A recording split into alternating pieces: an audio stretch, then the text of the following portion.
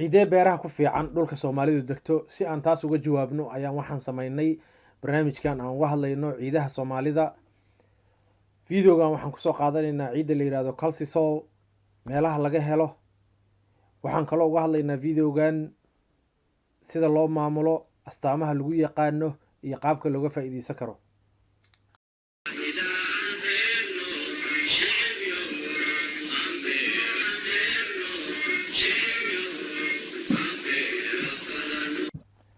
السلام عليكم كسر هذا الفيديو كله يدين ديار استفهام صوماليا أنا قلت لك قلنا يدك صوماليا دين كيف يديستان مقعي وعلي باشي فضلا هدي أكو عصبتها كنال كان سبسكرايب ده بيل كان تابو سي فيديو كسان صوريقنا أي سنكود عافين لنا وذاك ولا لها كلا صوماليات فكرة هدا قبتيد أما سؤال هدا قبتيدنا نوغو سوقر كنال كينا وإذن كاقي جوابينا إن شاء الله. calcisols ciidee beeraha ku fiican dhulka Soomaalida.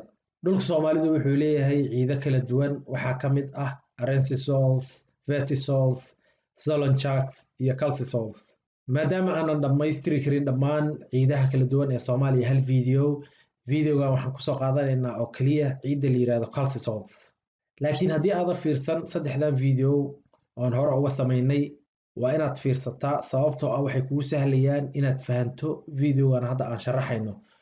weliba labadan haddaa fiirsato ayaa aad muhiim u ah. Okay, waxaad rabtaa inaad soo saarto beer wax ku ool ah oo dadka iyo dalkaba anfacda. Si aad beer u samaysato kow waxaad u baahan tahay xoog aad ciidda ku jabiso hadhowna miri aad abuuratay aad ku soo jarato.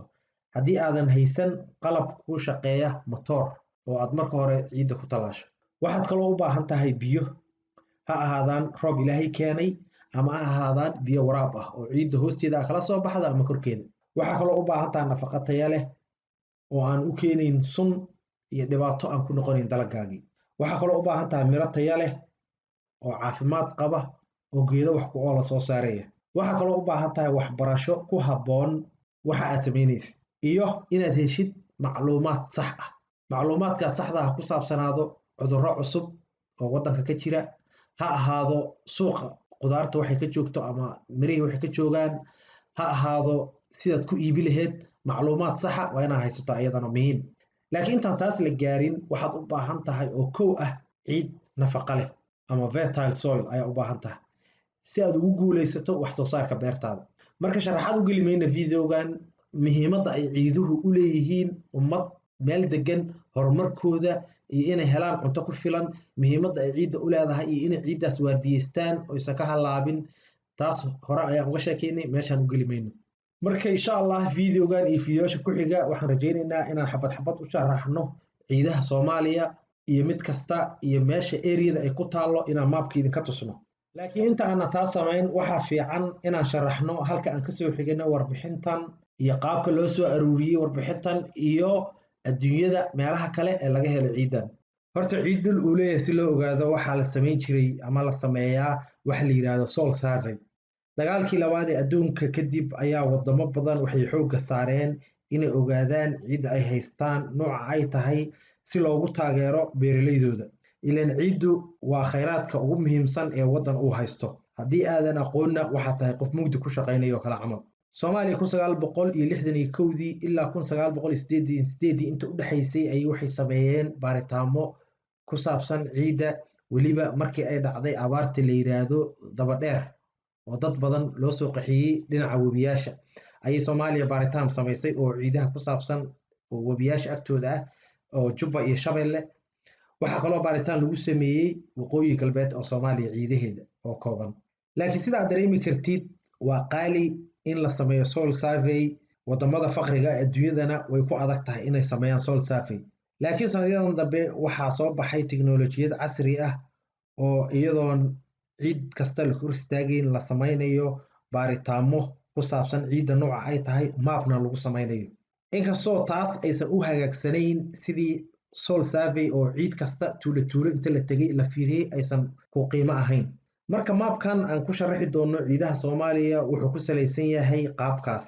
wuxuuna ku salaysan yahay baaritaamo ay soo samaysay dowladdii kacaanka Soomaaliya iyo ururka FAO ee Soomaaliya ee qaramada midoobay, waxaana isku soo dubariday maapkan midowga Yurub.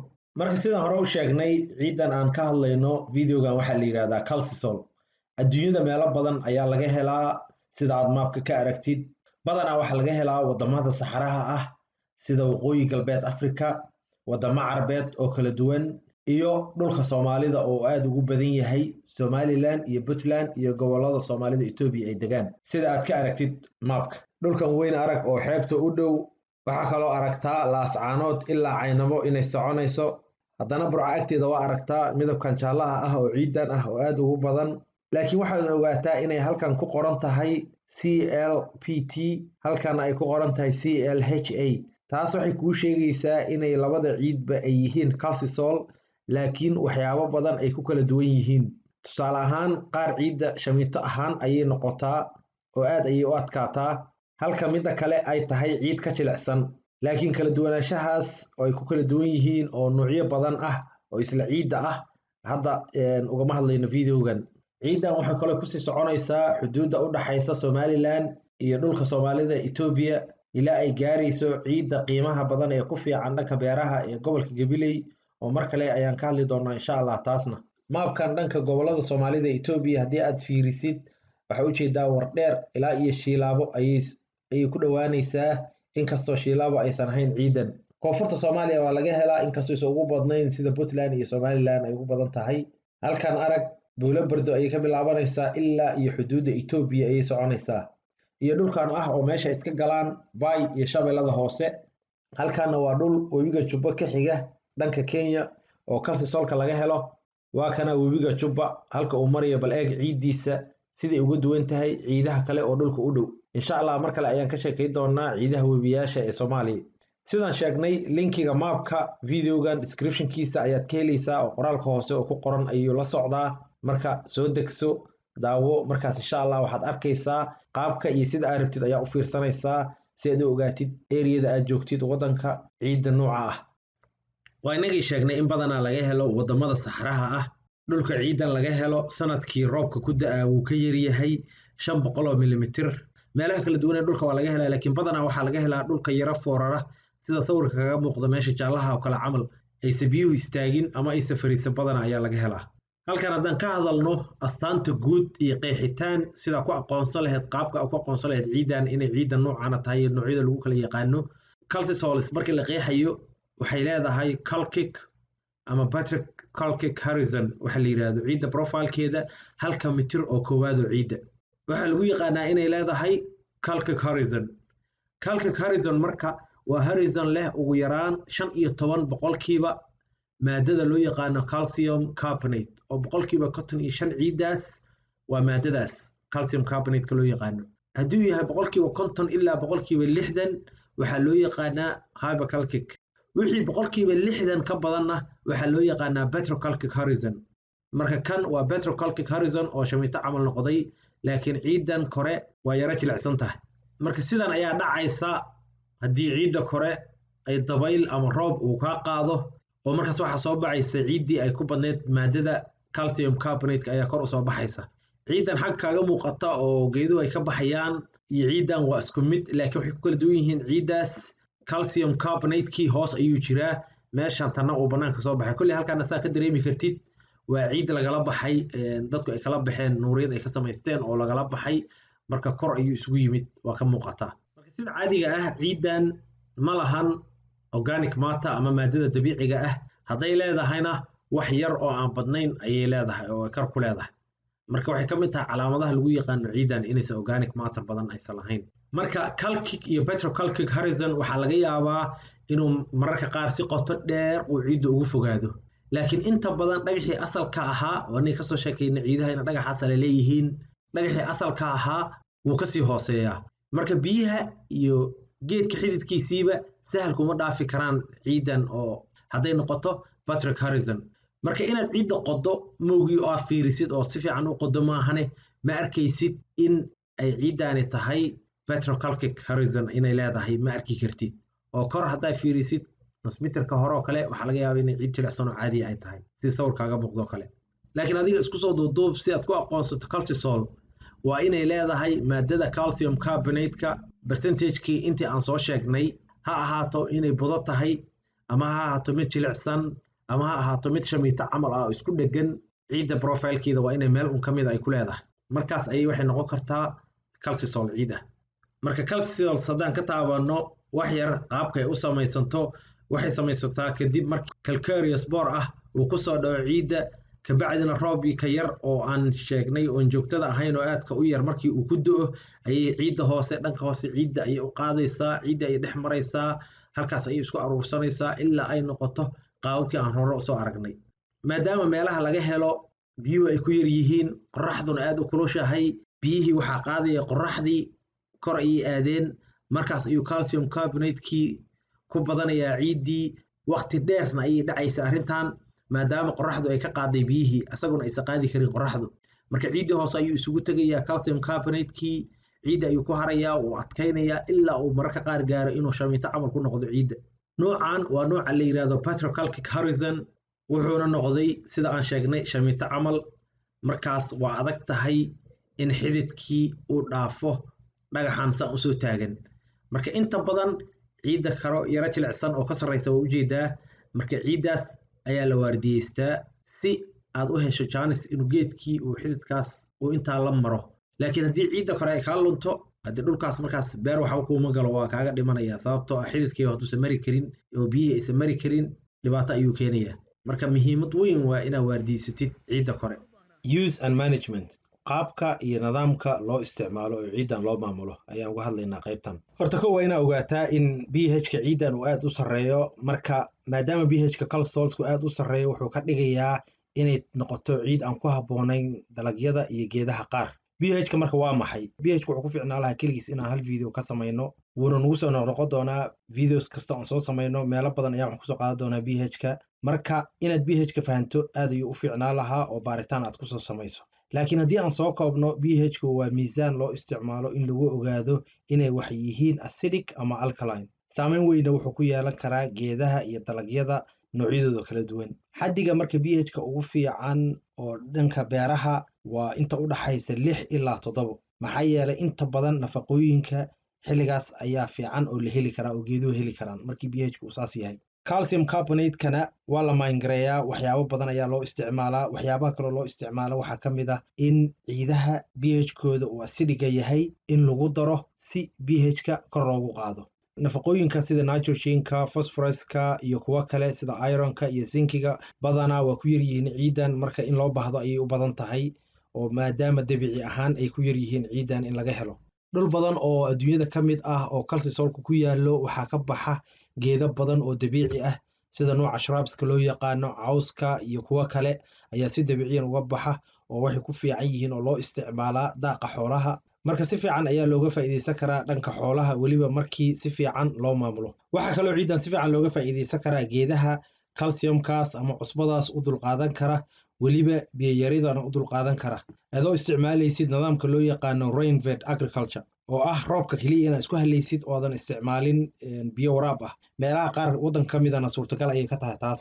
geedahaas marka waxaa ka mid ah oo loo isticmaalo ciiddan oo ku fiican sida masagada. waxaa kaloo la isticmaali karaa geedka la yidhahdo alfalfa oo xoolaha la siin karo, haygana lagu dari karo si xoolaha loo siiyo oo nafaqa ahaan looga dhigo. ciiddana markaas wuxuu gelinayaa nafaqa fiican. laakiin si aad si fiican uga faa'iidaysatid markii aad isticmaalaysid masagada iyo dalagyada kale oo u baahan nafaqada fiican, waxaa fiican inaad samaysid wax la yidhaahdo fallow oo 1 sano ama 2 sano lagu abuuro caws ama alfalfa oo kale ama geedayaashkaas kale lagu abuuro si ay dhulkii u suurtoodo inay kusoo noqoto nafaqo. laakiin haddaad ku celcelisid hal geed oo hal nuuc ah, dhibaato ayay u keeni kartaa ciiddii iyo geedahagiiba. weliba waxaa ka faa'iideysaa markii aad fallow ka dhigtid oo xoolo aad gelisid in saxaradii xoolaha ay faa'iido badan kusoo darto ciiddii, oo ironkii iyo sinkigii ciidda ku yaraa saxarada xoolaha ay kor usoo qaado oo dhinacaasna uu ka faa'iido. laakiin ciiddan waxaa si fiican looga faa'iideysan karaa markii aad haysatid biyo aad ku waraabiso beertaada, si taxadar lehna aad u isticmaasho. waa id maqashay, si taxadar leh aad u waraabiso ayaad ka faa'iideysan kartaa. maxaa yeelay cusbadii aan kasoo hadlaynay ayaa samaysmaysa oo ku badanaysa ciidda, ilaan calciumku waa qayb ka tirsan ciidda haddii aadan si fiican u maamulin waraabka isticmaalaysid. marka si loo ilaaliyo inay cusbada ku badato ciiddii, waxaa la sameeyaa nidaam la yiraahdo drainage system. Marka waa inaad samaysaa qaab ay biyihii ay uga soconayaan beerta oo aysan maaragtay cusbadii ugu badan. marka kolley meelo kale ayaa ka fiirsan doontaa insha allah qaabka loogu sameeyo drainage system beeraha noocaasa. kolley haddii aadan saa'id u waraabin oo beer commercial aysan ahayn oo mar kasta la waraabiyo, waxaa laga yaabaa inaysan dhibaato weyn kuu keenin. marka ujeeddadu waa in biyaha saa'idka oo beerta fariisa lahaa oon markaas geeduhu qaadanayn in laga saaro. ujeeddadu taas weeye. faro irrigation nooca la yiraahdo ayaa ka fiican in la isticmaalo nooca la yiraahdo basin irrigation, weliba markii ciiddu ay tahay slaking. laakiin dhulka kala hooseeya isaga ma fiicna in la isticmaalo flood irrigation. nooc kastaba ha ahaada in la isticmaalo ma fiicna oo biyahaas daadka lagu sii daayo. waxa fiican in la isticmaalo sprinkler irrigation ama waxa loo yaqaano contour. nidaamkaas labadaas nidaam mid ka mid in la isticmaalo ayaa fiican. haddii kale biyihii daadega ayay hore u wada raacayaan oo ka daadanayaan. miri yaryar haddaa ku abuurtana saas ayay ku baxayaan oo kuma badbaadayaan. ugu dambayntii innagoo dhan waanu ognahay in dalaggu u baahan yahay nafaqo uu ciidda ka qaato si uu wax soo saar fiican uu u soo saaro. marka waanagii sheegnay in ciiddan nitrogenka iyo phosphoruska dabiiciga uu ku liitaan oo ay ku yar yihiin oo dabiiciga ah. marka taas waxay keenaysaa inaad adigu u baahan tahay inaad geedihii siiso nitrogen iyo phosphorus si wax soo saarku u fiicnaado. laakiin taas waxay ku xiran tahay calcisolka ciidda aa haysatid nuuca ay tahay, sababtoo ah ayaga laftikooda ayaa kala nafaqo duwan. waxay kaloo ku xiran tahay dalaga abuuraysid, ileen dalagyadii oo dhan isku nafaqo uma baahnee. marka nitrogenka haddaa rabtid inaad ku shubtid, waxaad haysataa laba qaab ood ugu shubi kartid. inaad kooda hore inta aadan abuurinba wax yar ka hor inaad ku qastid ciidda, iyo in aad side dressing wax la yirahdo aad gadaal uga shubtid markii aad geedka abuurto oo geedku soo baxa kadib. laakiin side dressingka ayaa ugu fiican in la isticmaalo, sababtoo ah waxyaabo badan oo kaa khasaari lahaa ayaa kuu badbaadaya oo dhaqaale ahaan waxa kuu fiican inaad isticmaashid side dressing. laakiin taasna waxaa lagaa rabaa taxadir inaad samaysid oo aadan si saa'id ah aadan ugu dhoweyn mirtii. haddii kale mirtii waa gubanaysaa oo ma soo baxaysa hadhow. sidaa og tahay ciidaha qaar korka waa looga daadi karaa nitrogenka, laakiin ciidan ma fiicna in korka looga daadiyo nitrogenka. maxaa yeelay waxaa dhacaysa waxa la yirahdo volatilization oo nafaqo badan ayaa saas kaaga lumaysa. ciidda noocaana si looga faa'iidaysto waa in phosphorus lagu shubaa, oo weliba noocan la yirahdo water soluble-ka ah waa inaad ku shubtaa. laakiin waxaa fiican inaad ugu shubtid qaabka la yirahdo ban application. isaga ayaa ka fiican inaad dusha uga firdhisid ciidda si ciidaha qaar la isticmaalo kale. marka ban application markaa isticmaashid, waxaa la samaynayaa in aad abuurkii 5 centimeter hoostiisii aad dhigaysid nafaqadii. tusaale ahaan markaa geley abuuraysid oo kale, kabacdi ayaa ciidda ku shubaysaa, mirti ayaa dhigaysaa, haddana ciiddii ayaa dusha ka saaraysaa. markaas geedkii wuxuu helayaa bilow fiican, nafaqo fiican oo bilow ah ayuu helayaa. laakiin waa inaad ka ilaalisaa inaysan mirtii iyo nafaqadii aa meesha dhigtay aysan issaarayn, haddii kale nafaqadii ayay gubaysaa. marka gabagabadii ciiddan si fiican ayaa looga faa'iidaysan karaa haddii aan si fiican u maamulno oo qaabka ugu fiican oo loo maamuli karana aan raacno. waddamo badan oo mediterraneanka ka mid ah aad ayaa looga faa'iidaystaa ciiddan, ha ahaato xoolo ama inay ku abuuraan qamadi iyo qare noocyaashiisa kala duwan iyo dalagyo badan oo ay waraabiyaan. marka waxaan rajaynayaa inaad ka faa'iidaysateen casharkan. insha allah intaan video kale kulmi doono waxaan idin rajaynaynaa khayr fara badan. asalaamu calaykum waraxmatullahi.